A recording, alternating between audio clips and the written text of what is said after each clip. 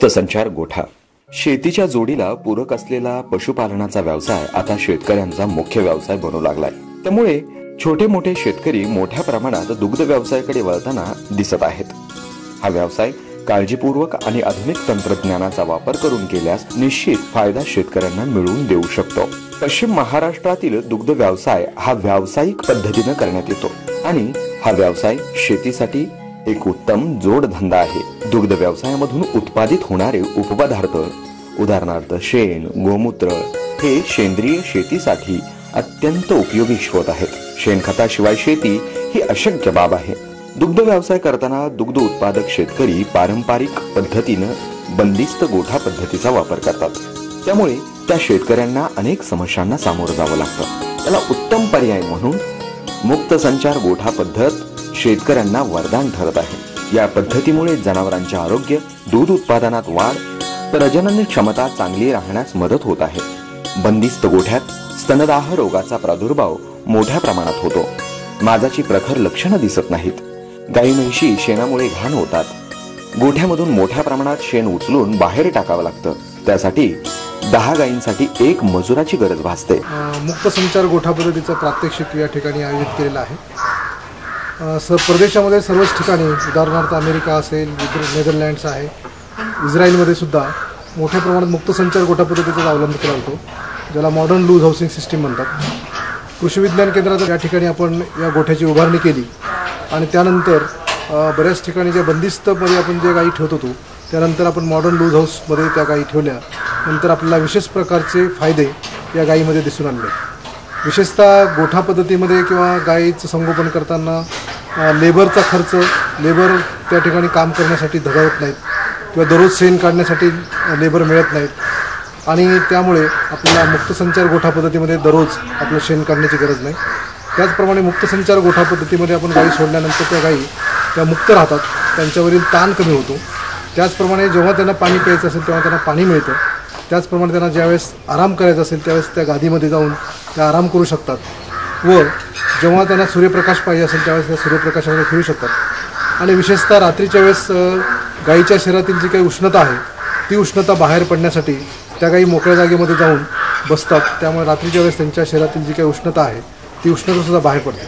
अशा प्रकारे गायीवरील एक प्रकारचा ताण या मुक्त संचार गोठा पद्धतीमुळे कमी होतो आणि त्यामुळे दूध उत्पादन वाढते। गायी ज्यावेळेस मुक्त संचार गोठामध्ये ते फिरतात त्यावेळेस त्यांचा सौम्य प्रकारे व्यायाम होतो आणि सौम्य व्यायाम झाल्यामुळे त्यांचं पचन सुधारतं आणि पचन सुधारल्यामुळे गायीमध्ये जे काही फॅटचं प्रमाण आहे ते फॅटचं प्रमाण वाढतं। साधारणतः 0.2 ते 0.3% फॅटचं प्रमाण वाढतं। त्याचप्रमाणे पचन सुधारल्यामुळे गायीचं दूध उत्पादन वाढतं। दूध उत्पादनामध्ये काही गायीमध्ये 1 लिटरपासून ते 2 लिटरपर्यंत फरक पडलेला आहे। अशा प्रकारे दूध उत्पादन वाढतं।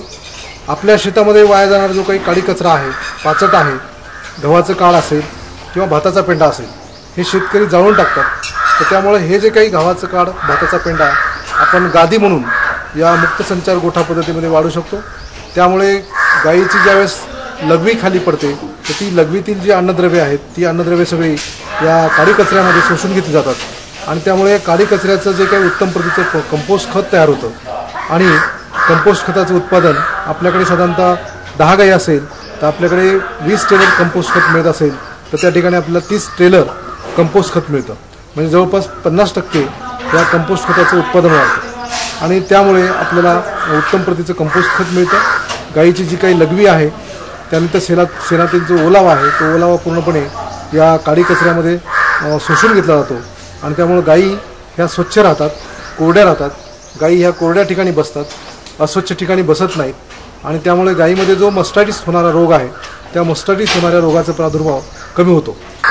मस्टायटिसचं प्रमाण कमी झाल्यामुळे त्याचा अँटीबायोटिक जे वापर आहे तो अँटीबायोटिकचा वापर कमी होतो आणि त्यामुळे साहजिकच दुधामध्ये येणाऱ्या प्रतिजैविकाचे जे अंश आहेत, अँटीबायोटिकचे अंश आहेत, त्या अंशाचं प्रमाण कमी होतं आणि साहजिकच दुधाची प्रत सुधारते। म्हणजे आपल्याला जी आंतरराष्ट्रीय दर्जाची दुधाची प्रत पाहिजे आहे ती प्रत निर्माण करण्यासाठी आपल्याला मॉडर्न लूज हाऊसिंग सिस्टीम किंवा मुक्त संचार गोठा पद्धती ही अतिशय उत्तम आहे।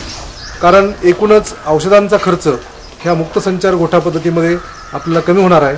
त्याचप्रमाणे गायी प्रखर मांस दाखवणार आहेत आणि त्यामुळे गायी गाभण राहण्याचं प्रमाण वाढतं आणि उलटण्याचं प्रमाण कमी होतं।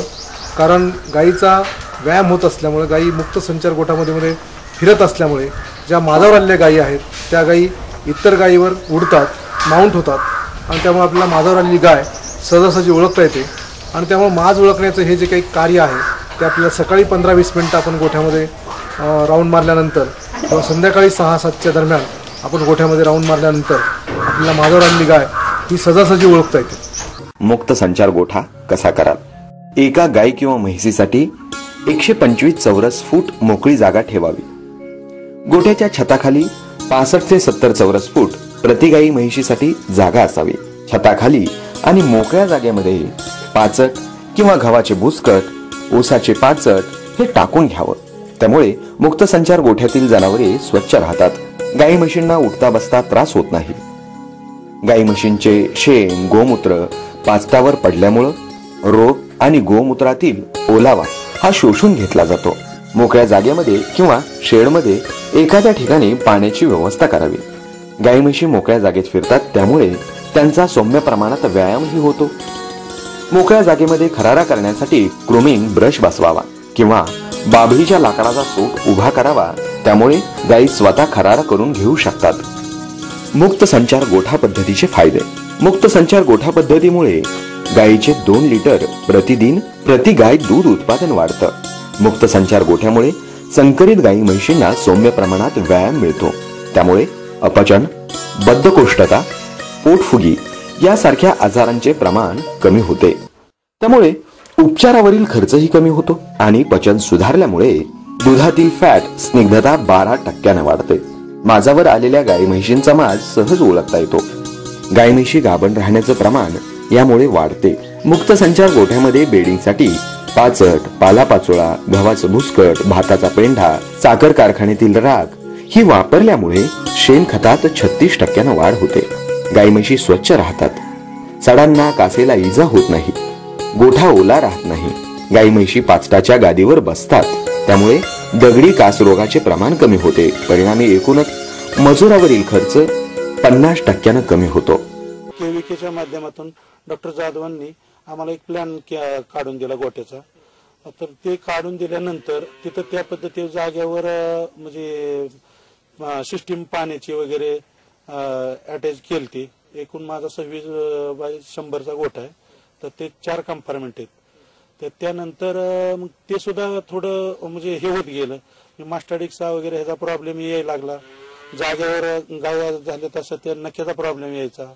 मग ते नंतर होत गेल्यानंतर आम्ही 3-4 ठिकाणी केव्हीकेच्या माध्यमातून आपलं गोटे पाहिले बाकीचे मुक्त संचार पद्धतीचे.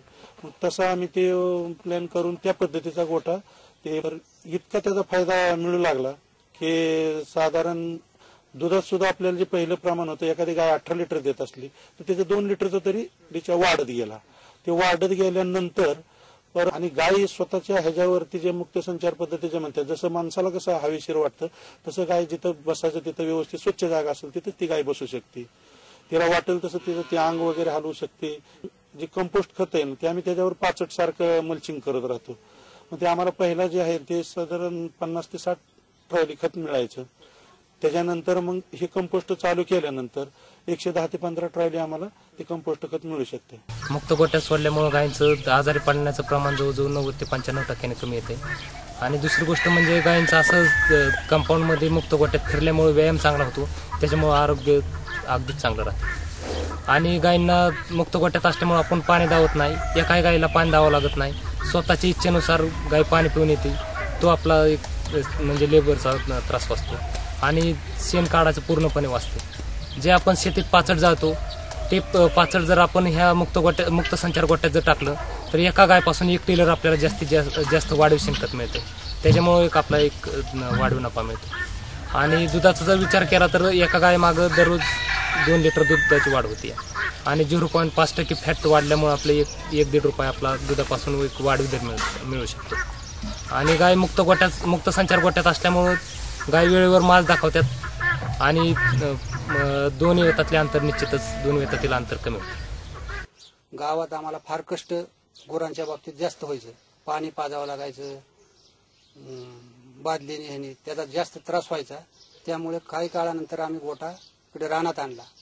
रानात आणल्यानंतर सिस्टमॅटिक गोठा केला. बाहेरचे एक 7-8 5-6 गोटे बघितले. त्यातनं त्यांच्या काय चुका बिका असतील ते आम्ही ह्या गोट्यात आमच्या दुरुस्त करून इथं रानात गोठा तयार केला. त्यावेळेस आम्हाला इथं कष्ट फार कमी पडायला लागले. नंतर मग गोट्यात गाया ठेवल्यानंतर त्यात बी बरंचसं कष्ट वाढायला लागले. शेण वाढावं लागायला लागलं, हे करावं लागलं. त्यामुळे आम्ही परत मुक्त गोठा केला. मुक्त गोठा केल्यानंतर बराचसा आम्हाला त्यात फरक जाणवला की गायांचा व्यायाम होऊ लागला, गायांच्या माना बिना झाडायचा हे प्रयत्न होऊ लागला. त्यामुळे मग आम्हाला मुक्त गोठ्यात थोडंसं फायदेशीर ठरलं. त्यामुळे शेतकऱ्यांनी होता होईल तर मुक्त गोठा करणं हे चांगलंच आहे. बंदिस्त गोठ्याचे दुष्परिणाम. गोठ्यामध्ये अस्वच्छता, अतिआर्द्रता वाढते. त्यामुळे दगडी काससुजी रोगाचं प्रमाण वाढतं. खुरांचे आणि पायांच्या आजारांचं प्रमाण वाढतं. गाई म्हशी कोव्यावर सतत उभ्या राहिल्यानं पायांच्या इजांचे प्रमाण वाढतं.